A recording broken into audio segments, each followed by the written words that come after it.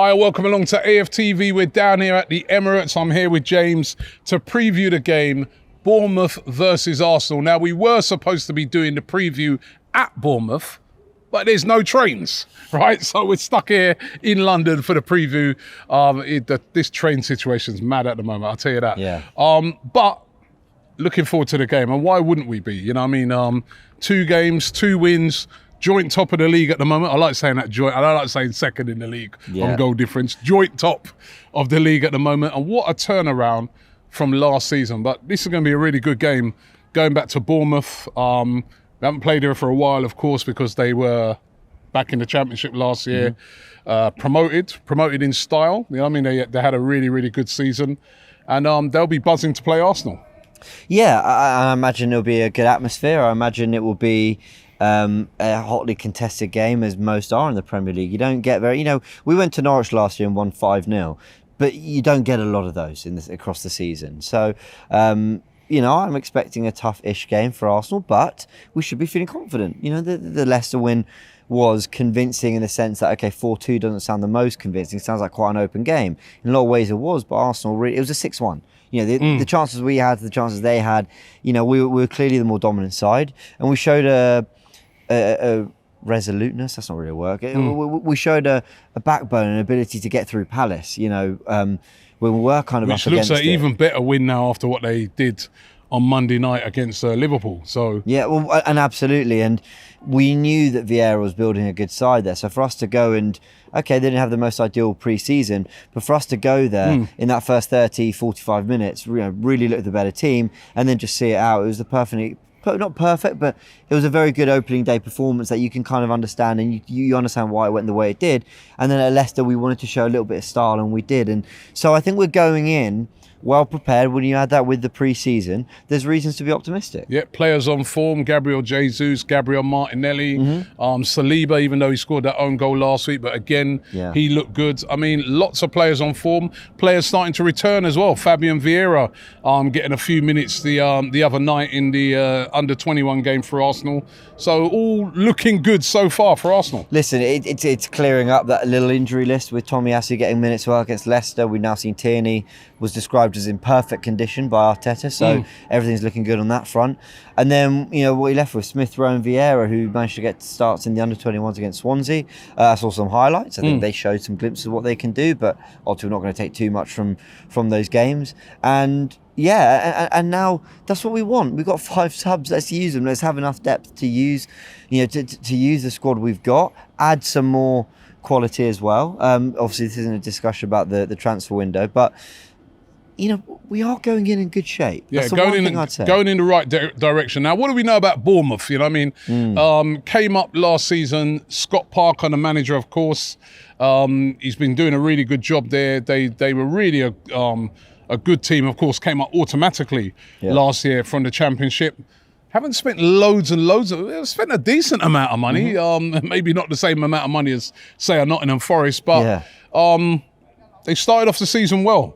Even though they had a really tough task and a real awakening and a reckoning last week against Manchester City. Well, exactly. And listen, watching the Premier League, there's so many teams to keep an eye on, and I found myself getting a little bit lazy, going, well, I remember Bournemouth in the Premier League the first time round. They went punch for punch with teams. They were exciting. They're on the front foot. Then Scott Parker, I think, is a manager who wants to play that kind of way. And actually, you dig into the numbers a little bit, and they had, I believe, if my memory serves right, they had the best defensive record in the Championship last season. They had a Dominic Solanke who was, a real problem for them last season. I know we're going to talk on their ones to watch, but I'm getting ahead a little bit. Kiefer Moore as well. He's a real presence up front. Scored in the first game, didn't he? Scored in the first game. Couple header. Goals from set pieces. Sorry, I was interrupting you there. And they played the back 3 as well. So actually, that lends itself to a side that is more trying to be pragmatic, especially in these opening games, is trying to maybe just be quite tough to beat at first. So maybe it's not going to be that punch for punch game that we're used to seeing down at Bournemouth. But they've got some quality. They've undoubtedly got some quality. Some that are used to the Premier League already. Your likes of Cook, Jefferson Lerma, who's dropped into the back 3 recently. So, there's prop players that can hurt you. Yeah, and Bournemouth, always one of my favourite away days, a really tight, compact ground, tiny little ground. It's just got the smallest capacity of any ground in the Premier League. But what it does, it means that the fans are right tight to the pitch.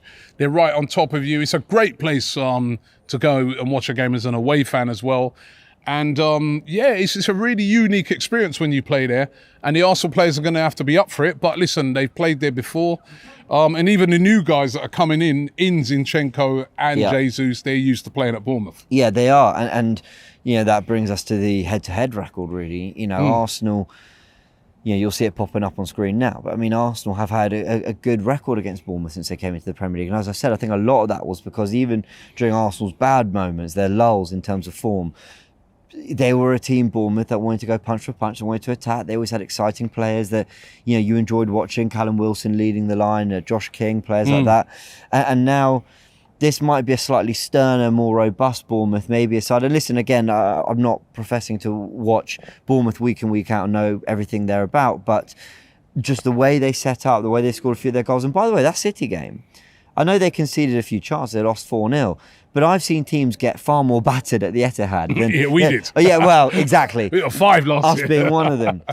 So it's no shame, yes, no shame. And they did put in a very good performance in their first game of the season. Exactly. That was a bit of a shock, beating Aston Villa 2-0, keeping a clean sheet. Exactly. Lerma with a really early goal in the game. And then Kiefer Moore with a real commanding header. They will pose problems. Yeah, they will. And that's where Saliba and Gabriel are being asked completely different questions. With Palace, it was about the occasion, it was about the atmosphere, it was about the kind of trickery of Zaha and Eze and those kind of players. Then you go to Leicester. Well, Leicester come here, and it's Vardy. It's running in behind. Can you deal with that? Can you deal with their pace? Can you deal with the creativity of likes of James Maddison? And now, if Kiefer Moore starts up front, which he has done the last 2 games, there's no injury that I've heard of at the moment. That's a physical battle. Aerial threat. Absolutely. It's a very, very different kind of challenge. So they're being asked questions, Saliba and Gabriel, early on as a partnership. They've been answering them well so far, I think. And I think those two relish the physical battle.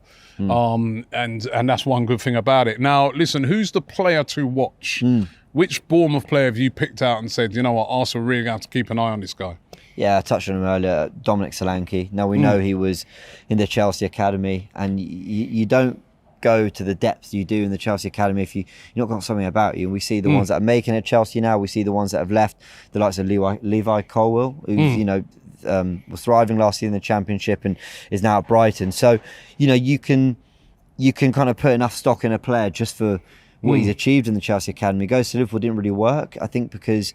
Well, listen, you could talk about opportunities, you can talk about whether he was good enough. I think a lot of it is that he maybe wasn't actually the kind of player Jurgen Klopp then ended up enjoying. He liked his more, your more kind of skillful, low centre of gravity type forwards, your Jotas, your Manes.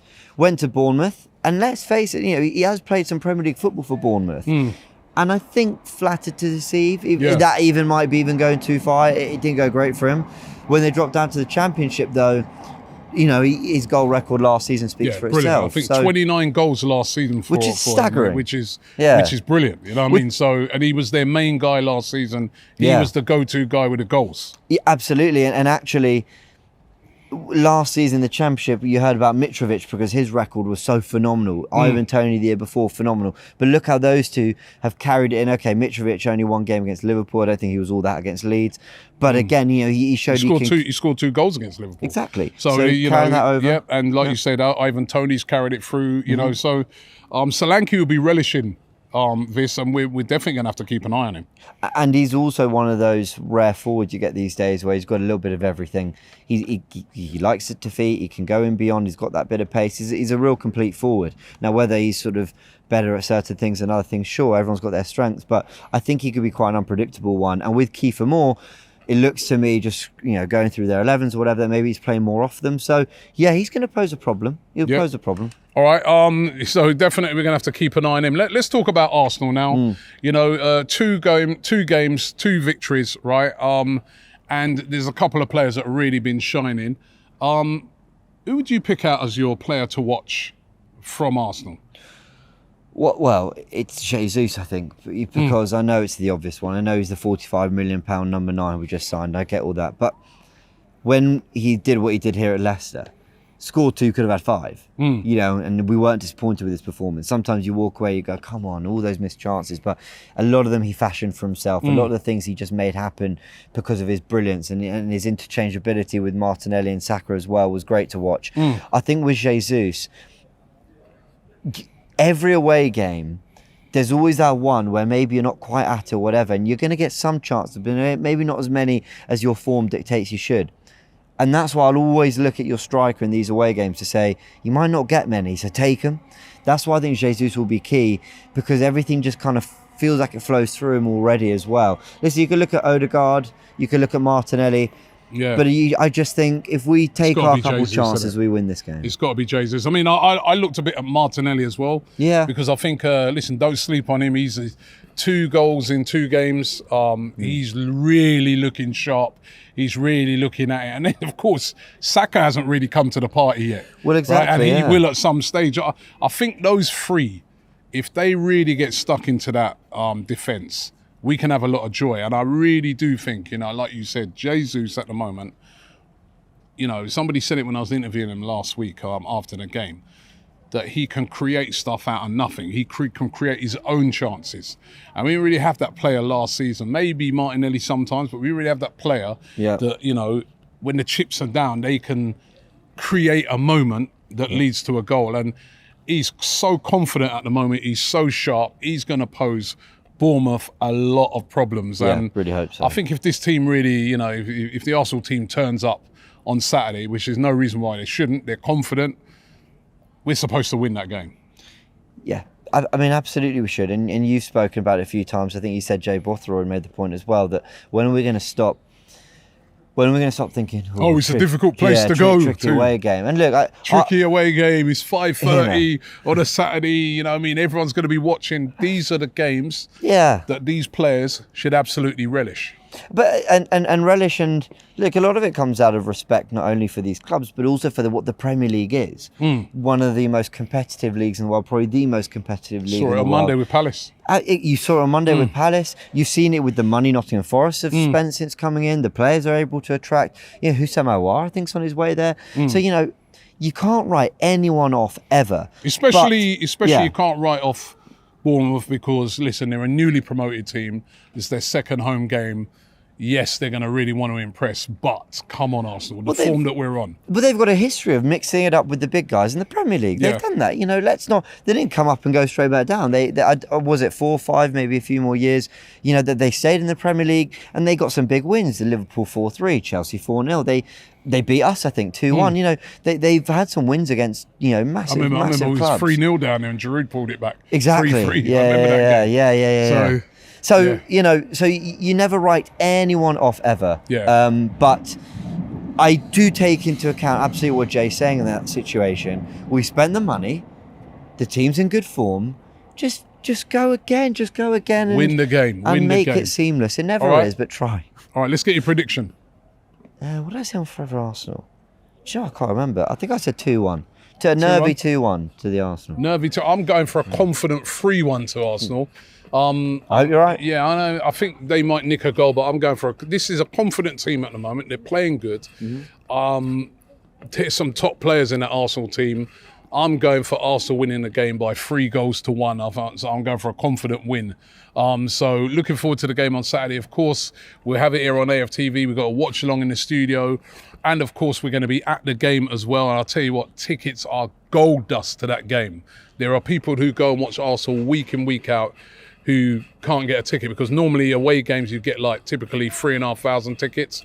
For the Bournemouth game, only 1,300 tickets, of which 300 of those go to corporate guys. So it's going to be gold dust, but we will be there at the game and also we'll be in the studio. So make sure you check it out here on AFTV.